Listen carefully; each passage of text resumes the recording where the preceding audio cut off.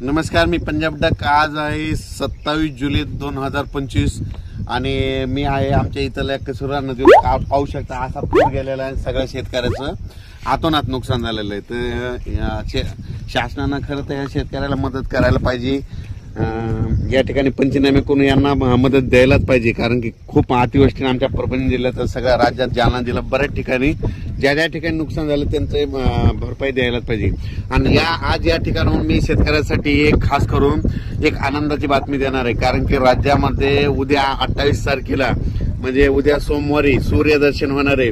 पाऊस थोडी विश्रांती घेणार आहे, म्हणून हा अंदाज लक्षात यायचा। राज्यात सांगायचं झालं तर पूर्व विदर्भ, पश्चिम विदर्भ, दक्षिण महाराष्ट्र, उत्तर महाराष्ट्र, कोकणपट्टी, खानदेश जवळपास 4-5 दिवस सारखा पाऊस चालू होता।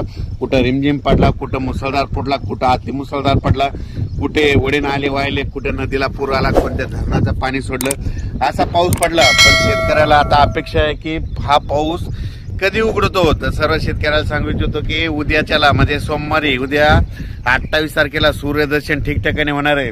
29 तारखेला आणखीन खूप ठिकाणी सूर्यदर्शन होणार आहे, म्हणून हा अंदाज लक्षात घ्यायचा।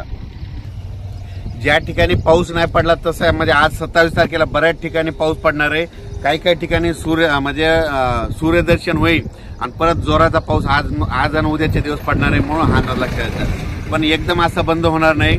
उद्याचे दिवस आणखी थोडा पाऊस आहे, फक्त मात्र उद्याच्याला मात्र उद्यापासून थोडी विश्रांती घेणार आहे, म्हणून हा अंदाज लक्षात घ्यायचा। शेतकऱ्यांना एक विनंती, आता काय करायचं, 28 तारखेच्या नंतर सूर्यदर्शन झाल्याच्या नंतर तुम्ही काय करा, जवळपास 11 तारखेपर्यंत 11 ऑगस्ट पर्यंत म्हणजे पाऊस विश्रांती घेईल। मग तितक्यामध्ये तुम्ही शेतीचे कामे करून घ्या, फवारणी करून घ्या, खत घालून घ्या, कारण की राज्यामध्ये जवळपास 10-12 दिवस विश्रांती पावसाची राहील। विश्रांती जरी राहिली तर तुम्हाला एक सांगतो की ऑगस्ट महिन्यात देखील समजा 1 ते 11 ऑगस्टच्या दरम्यान भाग बदलत आपला स्थानिक वातावरण तयार होऊन पाऊस पडणार आहे। फक्त जे मोठा पाऊस म्हणतो ते मोठा पाऊस मात्र ऑगस्टच्या दुसऱ्या आठवड्यात येणार आहे, म्हणून हा अंदाज लक्षात येतात। राज्यात आज देखील पूर्व विदर्भ, पश्चिम विदर्भ, दक्षिण महाराष्ट्र, उत्तर महाराष्ट्र, कोकणपट्टी, खानदेश वेगवेगळ्या ठिकाणी दुपारनंतर थोडं ऊन पडेल, पण अर्ध्या एक तासाचा मोठा जोरदार पाऊस ठिकठिकाणी पडणार आहे, पण भाग बदलत पडणार आहे, म्हणून हा अंदाज लक्षात घ्यायचा।